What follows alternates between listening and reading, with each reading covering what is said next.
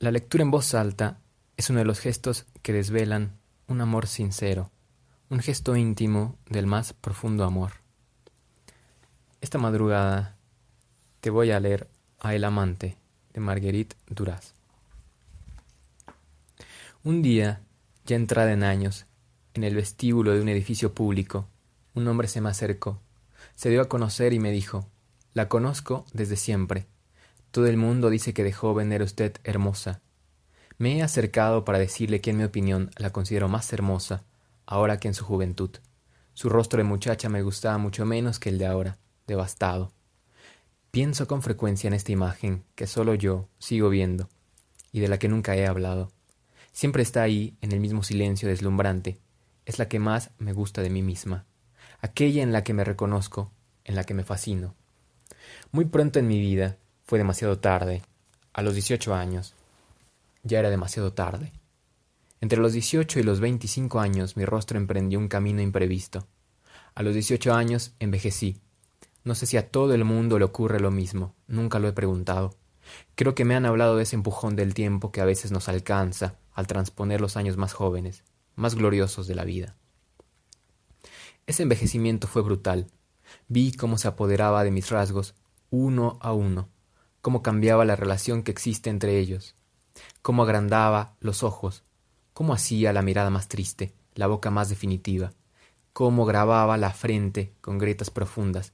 En lugar de horrorizarme, seguí la evolución de ese envejecimiento con el interés que me hubiera tomado, por ejemplo, por el desarrollo de una lectura. Sabía también que no me equivocaba, que un día aminoraría y emprendería su curso normal. Quienes me conocieron a los 17 años, en la época de mi viaje a Francia, quedaron impresionados al volver a verme, 2 años después, a los 19. He conservado aquel nuevo rostro, ha sido mi rostro, ha envejecido más, por supuesto, pero relativamente menos de lo que hubiera debido. Tengo un rostro lacerado por arrugas secas, la piel resquebrajada. No se ha deshecho, como algunos rostros de rasgos finos.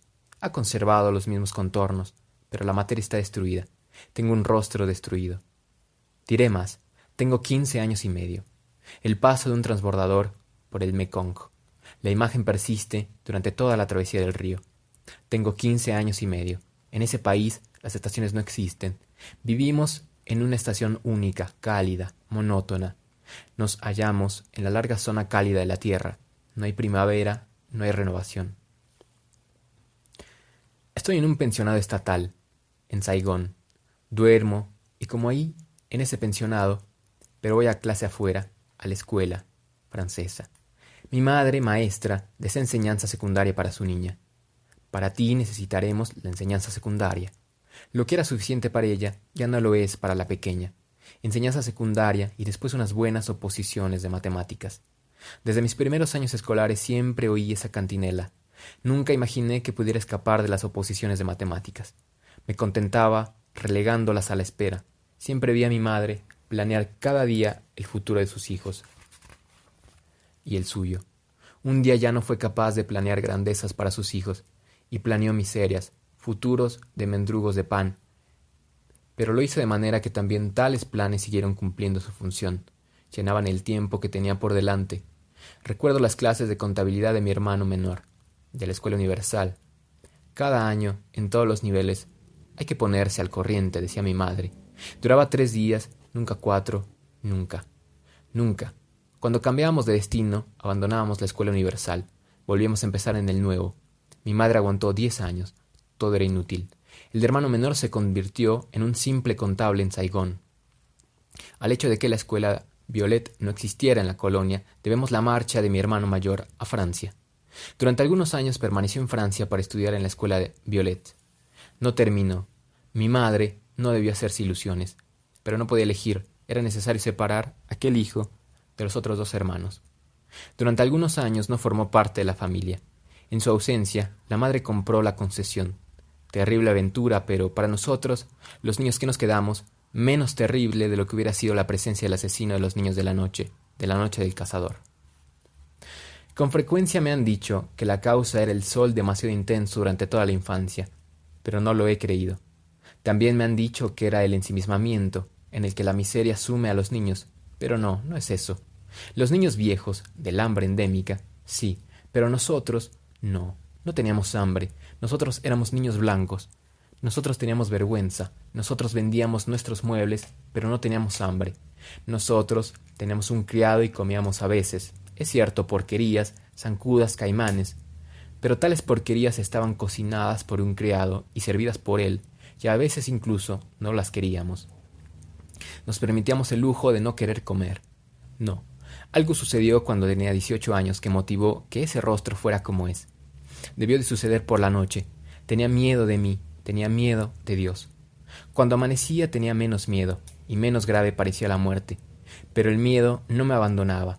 Quería matar a mi hermano mayor, quería matarle, llegar a vencerle una vez, una sola vez, y verle morir, para quitar delante de mi madre el objeto de su amor, ese hijo, castigarla por quererle tanto, tan mal, y sobre todo para salvar a mi hermano pequeño, mi niño, de la vida llena vida, de ese hermano mayor plantada encima de la suya, de ese velo negro ocultando el día, de la ley por él representada, por él dictada, un ser humano, y que era una ley animal, y que a cada instante de cada día de la vida, de ese hermano menor, sembraba el miedo en esa vida, miedo que una vez alcanzó su corazón y lo mató. He escrito mucho acerca de los miembros de mi familia, pero mientras lo hacía aún vivían la madre y los hermanos, y he escrito sobre ellos, sobre esas cosas sin ir hasta ellas. La historia de mi vida no existe, eso no existe, nunca hay centro, ni camino, ni línea. Hay vastos paisajes donde se insinúa que alguien hubo. No es cierto, no hubo nadie. Ya he escrito, más o menos, la historia de una reducida parte de mi juventud. En fin, quiero decir que la he dejado entrever. Me refiero precisamente a esta, la de la travesía del río. Con anterioridad he hablado de los periodos claros, de los que estaban clarificados. Aquí hablo de los periodos ocultos de esa misma juventud, de ciertos ocultamientos a los que he sometido ciertos hechos, ciertos sentimientos, ciertos sucesos. Empecé a escribir en un medio que predisponía exageradamente al pudor. Escribir para ellos aún era un acto moral. Escribir, ahora, se diría que la mayor parte de las veces ya no es nada. A veces sé eso, que desde el momento en que no es, confundiendo las cosas, ir en pos de la vanidad y el viento, escribir no es nada, que desde el momento en que no es, cada vez, confundiendo las cosas en una sola incalificable por esencia, escribir no es más que publicidad. Pero por lo general no opino. Sé que todos los campos están abiertos, que no surgirá ningún obstáculo, que lo escrito ya no sabrá dónde meterse para esconderse, hacerse, leerse, que su inconveniencia fundamental ya no será respetada, pero no lo pienso de antemano. Ahora comprendo que muy joven, a los 18, a los 15 años, tenía ese rostro premonitorio del que se me puso luego con el alcohol a la mitad de mi vida. El alcohol suplió la función que no tuvo Dios. También tuvo la de matarme, la de matar. Ese rostro del alcohol llegó antes que el alcohol lo confirmó. Esa posibilidad estaba en mí, sabía que existía como las demás, pero curiosamente antes de tiempo, al igual que estaba en mí la del deseo. A los 15 años tenía el rostro del placer y no conocía el placer. Ese rostro parecía muy poderoso, incluso mi madre debía notarlo, mis hermanos lo notaban. Para mí todo empezó así, por ese rostro evidente, extenuado, esas ojeras que se anticipaban al tiempo, a los hechos. 15 años y medio, la travesía del río. Al llegar a Saigón, viajo, sobre todo cuando cojo el autocar. Y esa mañana cogí el autocar en Sadek, donde mi madre dirige la escuela femenina. Es el final de las vacaciones escolares, ya no sé cuáles. Fui a pasarlas a la casita de funcionaria de mi madre, y ese día regresó a Saigón, al pensionado. El autocar de los indígenas salió de la plaza del mercado de Sadek. Como de costumbre, mi madre me acompañó y me confió al conductor. Siempre me confía a los conductores de los autocares de Saigón, por si acaso hay un accidente, un incendio, una violación, un asalto pirata, una avería mortal del transbordador. Como de costumbre, el conductor me colocó cerca de él, delante, en el lugar reservado a los viajeros blancos. Debió de ser en el transcurso de ese viaje, cuando la imagen se destacó y alcanzó su punto álgido. Pudo haber existido, pudo haber hecho una fotografía, como otra en otra parte, en otras circunstancias, pero no existe. El objeto era demasiado insignificante para provocarla. ¿Quién hubiera podido pensar eso? Solo hubiera podido hacerse si se hubiera podido presentir la importancia de ese suceso en mi vida, esa travesía del río.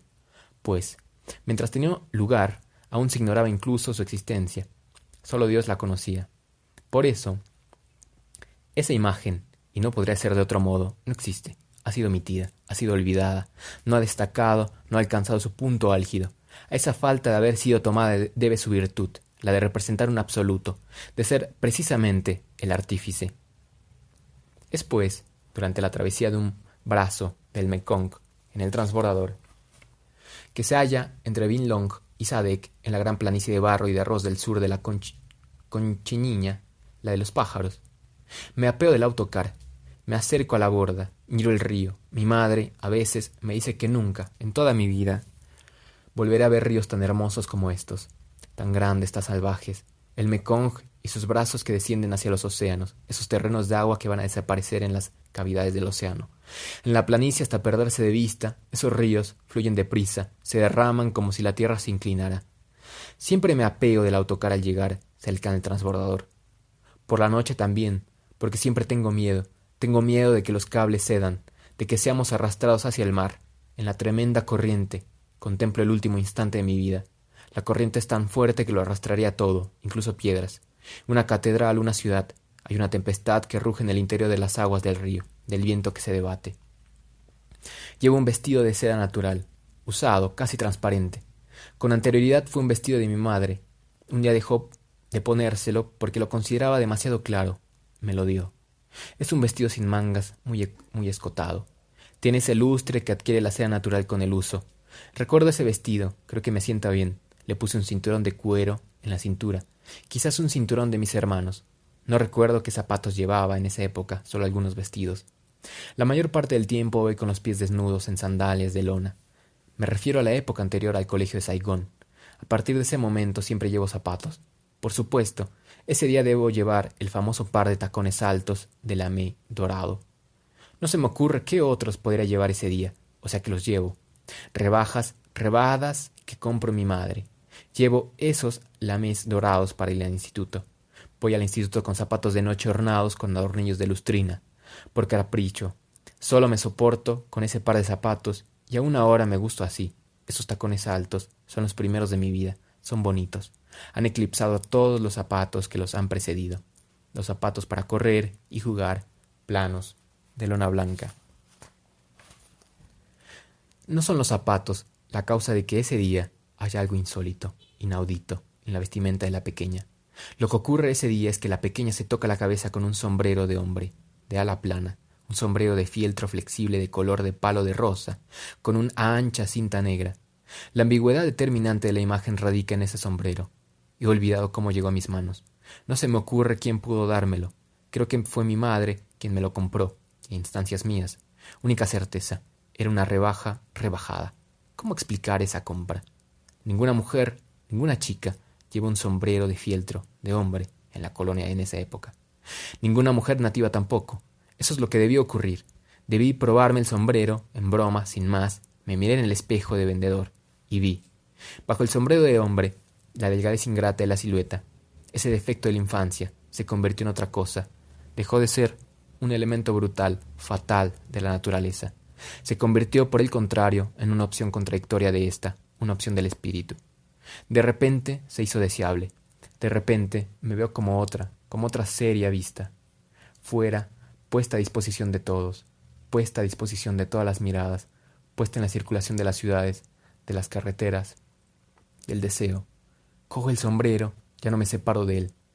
Tengo eso, ese sombrero que me hace enteramente suya, ya no lo abandono. Con los zapatos debió de suceder lo mismo, pero después del sombrero. No cansan con el sombrero, como tampoco el sombrero casa con el cuerpo escuchimismado, pero me gustan. Tampoco los abandono, voy a todas partes con esos zapatos. Ese sombrero, fuera, a todas horas, en cualquier ocasión, voy por la ciudad. Encontré una fotografía de mi hijo, a los 20 años. Está en California, con sus amigas Erika y Elizabeth Lennart. Es delgado, tanto que diríase también él un ugandés blanco. Observé en él una sonrisa arrogante, la expresión un poco burlona. Quiere adoptar una imagen desmadejada de joven vagabundo. Se gusta así, pobre, con esa pinta de pobre, esa facha joven de flaco. Esa foto es la que más se aproxima a la que no se hizo a la joven del transbordador.